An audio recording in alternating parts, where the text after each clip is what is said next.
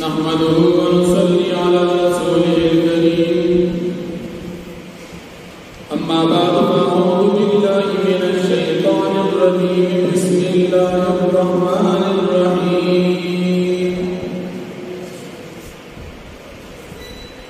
थुम्मा अंज़ला अलैकुम मिन बअदिल गम्मि अमनतन नुअासन यग़शा ताइफ़तन मिनकुम व ताइफ़तुन क़द अहम्मतहुम अन्फुसुहुम यज़ुन्नून बिल्लाहि ग़यरल हक़्क़ि ज़न्नल जाहिलिय्यह यक़ूलून हल लना मिनल अम्रि मिन शैइन क़ुल इन्नल अम्रा कुल्लहु लिल्लाह युख़्फ़ून फ़ी अन्फुसिहिम मा ला युब्दून लक यक़ूलून लौ कान लना मिनल अम्रि शैउन मा क़ुतिलना हाहुना क़ुल लौ कुन्तुम फ़ी बुयूतिकुम लबरज़ الذين كتب عليهم القتل إلى مضاجعهم وليبتلي الله ما في صدوركم وليمحص ما في قلوبكم والله عليم بذات الصدور صدق الله العظيم। सूरह आल इमरान सलोरम पारा यवसल सलोर पंदोस्तम नंबर आयत लदी आयतुनो नमक आयतुनो सलार बंदो मुनासबत नादी नमक आयतुनो की दवो हुक्म मैदान की सहाबे किराम वांती द तकलीफ हाल जिक्र शुरू बस पदी आयतुनो की दवोहद मैदान की सहाबे किराम वांती द तकलीफ नबात तराहत जिक्र की कलच सहाबे किराम दवहद मैदान की दफत में नबात द शिकस्त सरा मखामुश पदी वक्त यो तरफ ता बल तरफ ता दी ख्वारो वारश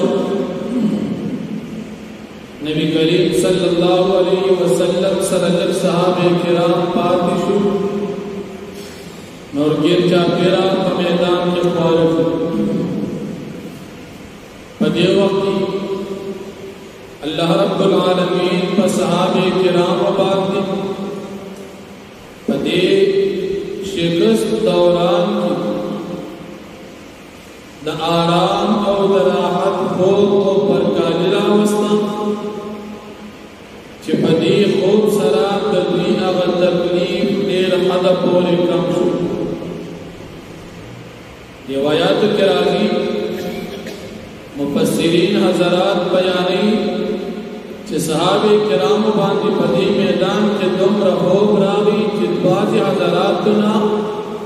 तुरहुम दलास न प्रेवत ददी खूब सरा सहाबे किराम बांधी आराम और राहत रावी पदी बांधी चिकमा द दुश्मन अगर तबई यरवा अगत लरिशवा कम जख्मियान और शहीदान शु दागी अरगम और अफगान द खूब सरा कम शु और कम स्तड़ेवाले और तकलीफ की ददी जिहाद पदी मैदान क्यों और स्तड़ेवाले द खूब सरा खत्म शु न पयवी डली बाती दौहद पदी मैदान के अल्लाह पाक खूब रावस्तो चिदा मोमिनान और बेम डला दबी का मुकाबिल की द मुनाफिकान हो चाहे मुनाफिकान हो द मुसलमानान हो पखफगान और पखफगान खुशाले इजहार हो और दी मुनाफिकान हुई चिदी मुसलमानान हो नबी अलैहि सलाम हुई कि मुक्सर अल्लाह द इमदाद वादा खड़ी ला आगा वादा रिश्तियां नशवा नदा अल्लाह मुबारक की गलत ख्याल और द ناپوهۍ او د جهالت ګمان او بیا دې منافقان وی چې زموږ په خبره عمل نه دی کړی موږ ورته په شروع کې ویلو چې د مدینې نه بهر نه وځو لیکن زموږ چا ونه منل او د وتل د تکلیف سره مخ شو زموږ خبره منلې وه نو دوی به د دې تکلیف سره مخ شوي نه دي ځکه د احد په دې غزا کې چې نبي علیه السلام مشوره وکړه دې منافقان وی زمون مشوره دا چې د مدینې نه بهر نه وځو جنگ کې دل تراغي کومې کړي باندې لکو او نبی علیہ السلام د صحابه کرامو د مشورې مطابق د احد میدان ته ووتل نو تکلیف راغی دوی دې زمون نه ځکه په تکلیف راغی الله جل شانه فرمایي چې دا تقديري معاملہ ده دا الله پاک مخکې مقرر کړی دا چې دا مؤمنان با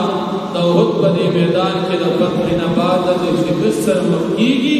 او د دې د شهادتونو تکالیف دا په دغه میدان کې راځي دا تقديري معاملہ او تاسو منافقان چې وایي چې مرګ په موږ باندې نه راځي ځکه موږ هلته نه یو وتلي که الله ستاسو د پلار کوم ځای کې مرګ مقرر کړی دی او موږ ته به تاسو ځئ او همغه شان وشو دا منافقان کله چې نبی کریم صلی الله علیه وسلم د احد د میدان نه واپس راغی نو په دې منافقانو کې ډېر کسان مړه شوي الله جل شانه فرمایي چې چېرې دا مرګ د جهاد سره تړلې وي نو په دې منافقانو به په خپل کورونو کې مرګ ولې راغی لیکن معلومه ده چې د مرګ دپاره ځای او وخت مقرر کله چې نبی علیہ السلام د احد د غزا نه واپس راغی په منافقانو کې او یا منافقان په خپل کورونو کې مړه شوي که صحابه په جهاد کې شهیدان شو هغوی مرګ هلته مقرر او د دې منافقانو مرګ په خپل کورونو کې مقرر دا د تقدیر معامله او بل په دې جهاد کې د فتح نه بعد چې دا شکست ملو شو نو په دې شکست سره الله رب العالمین امتحان واخیست او په دې تکلیف سره خالص مؤمنان د منافقانو نه جدا شو مؤمنان هغه چې په جهاد کې ثابت قدم پاتې شو او منافقان هغه چې د هغوی کفر نور مضبوط شو کله چې موږ جنګ له نه یو تللي ګنې موږ به مړه شوي دا منافقان او بیا الله رب العالمین د دې صحابه کرامو سره د شفقت معامله ذکر کړي چې دې صحابه کرامو په دې میدان کې دا غونډې د احد کې پرېښودله دا دې په قصد باندې نه و پرېښودل چې د پیغمبر د حکم خلاف ورزي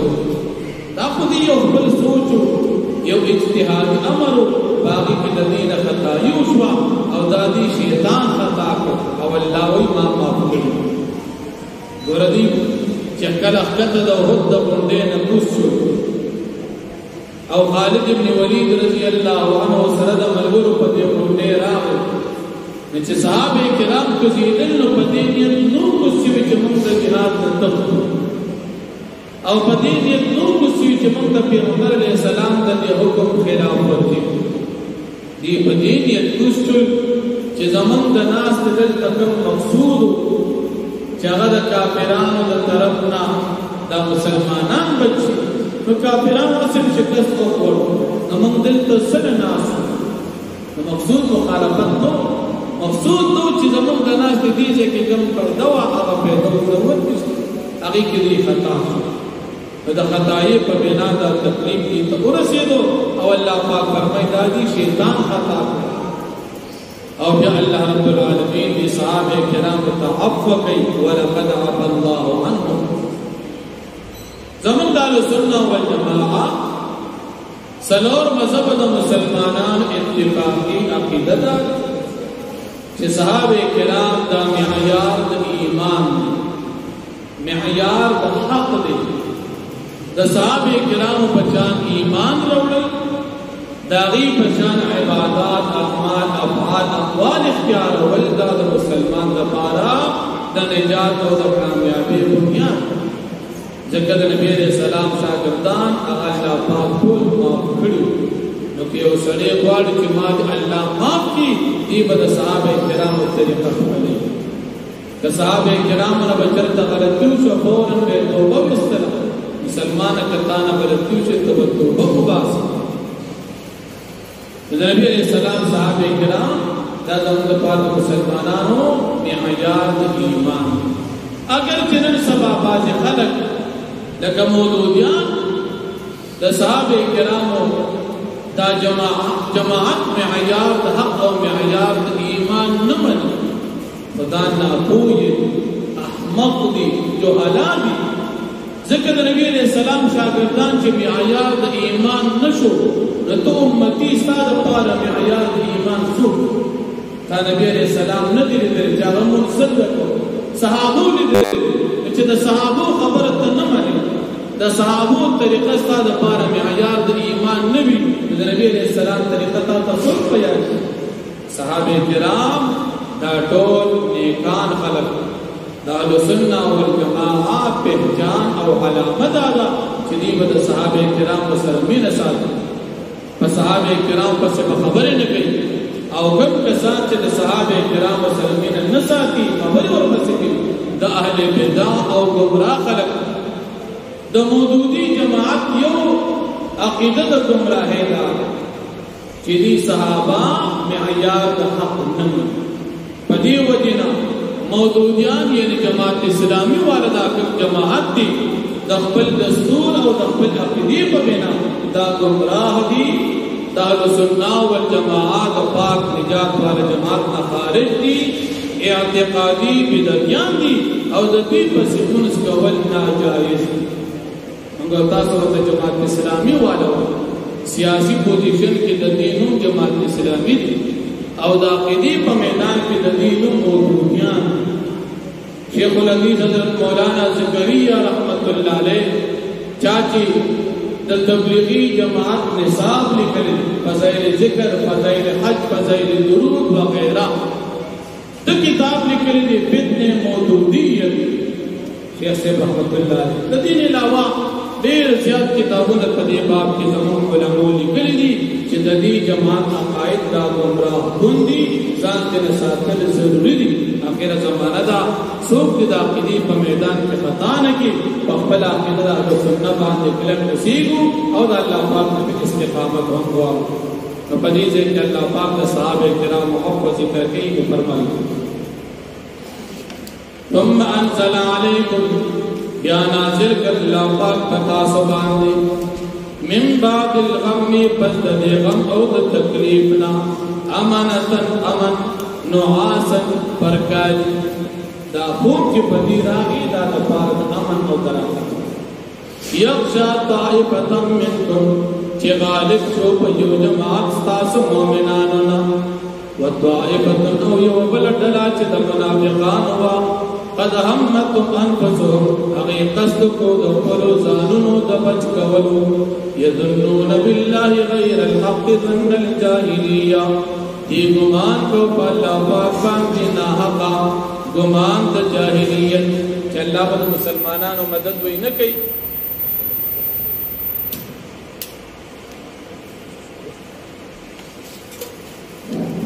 کہ اللہ پاک کوئی مسلمانانو مدد نکی او مسلمانانو سره الله وعده چې کړی واغې پورا نه کړ دا ګمان غلط یقولون دیوی هل لنا من الامر من شيء نشته زمونږ د پاره په اختیار کې څه شي زمونږ چې کوم اختیار زمونږ مشوره واغې ونه منله لہذا موږ سره کې کیانه ولتو فرمای پیغمبر علیہ السلام ان الامر كله لله یقینا اختیار ټول خاص الله پاک لپاره دی یخفون فی انفسهم دی پټوی په خپل زړونو کې